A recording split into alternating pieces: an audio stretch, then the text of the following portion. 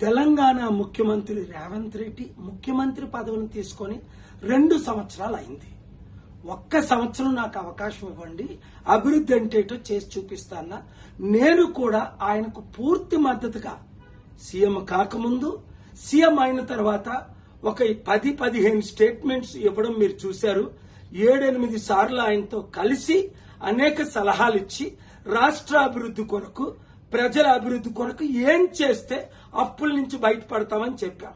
కానీ ఆయన వినలేదు సరికదా, ఎగ్జాక్ట్ గా ఆపోజిట్ చేసి నేను ఇచ్చిన సలహాలకు అన్నిటికీ వ్యతిరేకంగా పనిచేసి ఈ రోజు తెలంగాణ రాష్ట్రాన్ని సర్వనాశనం చేసినందుకు తక్షణమే ఆయన రాజీనామా చేయాలి. ఎందుకు రాజీనామా చేయాలి? కారణాలు బాగా వినండి. 1, 6 గ్యారంటీలు ఆయన ఇచ్చారు, ఒక్క గ్యారంటీ కూడా నెరవేర్చలేదు. అందులో 2 లక్షలు తులం బంగారం వినేస్తానన్నారు, ఇవ్వలేదు. 2 లక్షల రైతులకు రుణమాఫీ చేస్తానన్నారు, చేయలేదు. 5 లక్షల నుంచి 10 లక్షలు కంపెనీలు పెట్టిస్తానన్నారు, లేదు. 2 లక్షల ఉద్యోగాలు భర్తీ చేస్తానన్నారు, చేయలేదు. నిరుద్యోగులకు 4,500 అన్నారు, ఇవ్వలేదు. మహిళలకు 2,500 అన్నారు, గ్యాస్ సిలిండర్. ఇలాగ చూసుకుంటూ పోతే 100 వాగ్దానాలకి కంటే ఎక్కువ ఇష్టం వచ్చినట్టు, నోటుకొచ్చినట్టు అబద్ధ వాగ్దానాలు ఇచ్చి ఓట్ల కొరకు అందరినీ మోసం చేశానని ఆయనే ఒప్పుకున్నారు. ఇప్పుడేంటి, డబ్బు లేదు, నన్ను కోసుకు తినండి అంటున్నారు. అలాంటప్పుడు హైదరాబాదు దేశంలో నెంబర్ 1 సిటీ, అన్ని సిటీల కంటే. అలాంటి హైదరాబాదు రియల్ ఎస్టేట్ ఇప్పుడు పడిపోయింది. అపార్ట్మెంట్ ₹1,00,00,000 ఉన్నది 50 లక్షలు అయిపోయింది. ఎకరం ₹1,00,00,000 ఉన్నది 50 లక్షలు అయిపోయింది. 100 కంపెనీలు హైదరాబాద్ విడిచిపెడుతున్నారు. బాగుపడింది ఎవరు? ఆయన అన్నదమ్ములు లక్షల కోట్లు సంపాదించుకున్నారని ఆరోపణలు. ఆయన చుట్టూ ఉన్న మినిస్టర్లు 100,000 కోట్లు సంపాదించుకున్నారని చూసాం కదా. పొంగులేటి శ్రీనివాసరెడ్డి రెవెన్యూ మినిస్టర్ కొడుకు మీద రుజువులతో ఎఫ్ఐఆర్ అవ్వడం, 100,000 కోట్లు ఆస్తి దోచుకోవడం.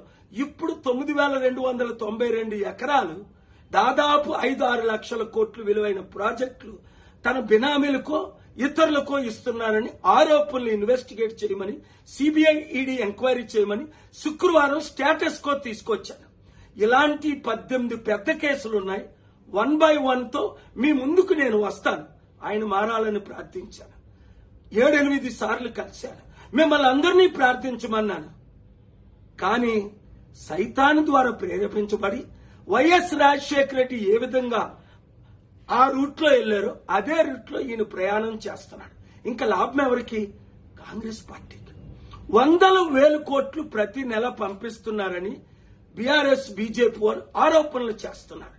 నోరు మూయించడానికి బీఆర్ఎస్ బీజేపీ వాళ్ళు చుట్టూ పెట్టుకున్నారట కొంతమందిని. ఇంత ఘోరమైన పరిపాలన. నేను బెస్ట్ సీఎం చేద్దామని మీకు చెప్పాను, మీ అందరికీ ఓట్లేయమన్నాను. ఆయన వరస్ట్ సీఎం అయిపోయాడు ఈ 2 సంవత్సరాల్లో. చదువుతుంటే ఆశ్చర్యం కలుగుతుంది. ఊహకు అతీతంగా సర్వనాశనం అయిపోయింది. ఇప్పుడు 400 కోట్లు ఖర్చు పెట్టి ఈ రోజు రేపు సమిట్ వాళ్ళ తమ్ముడికి ఇన్ఛార్జ్ పెట్టారట. 6,000 మంది పోలీసు బృందం అట. ఈ సమిట్ కి ఎవడొస్తున్నాడు? 200 దేశాల ప్రెసిడెంట్లు ఒక్కడైనా వస్తున్నాడా? 3,000 మంది బిలియనీర్లో ఇన్వెస్టర్ ఒక్కడైనా వస్తున్నాడా? ఇదిగో మన ఇండియాలో దోచుకునే వాళ్ళు ఉన్నారు కదా, వాళ్ళు వస్తున్నారు.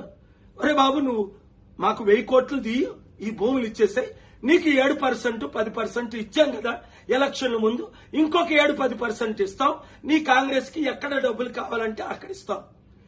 ఏ డీల్స్ జరుగుతున్నాయి? రుజువులతో కోర్టులో శుక్రవారం కేసేశాను. ఇంకా 17 కేసులు అతి త్వరలో వేయబోతున్నాను. ఆయన మార్పు చెందితే అభివృద్ధి చేద్దాం, మార్పు చెందకపోతే దేవుని ఉగ్రత, ప్రజల ఉగ్రత, ముఖ్యంగా నిరుద్యోగులారా రండి కలిసి పనిచేద్దాం. ఈ వీడియో అందరికీ షేర్ చేయండి. తెలంగాణను కాపాడండి, తెలంగాణ ప్రజలను కాపాడండి. God bless you.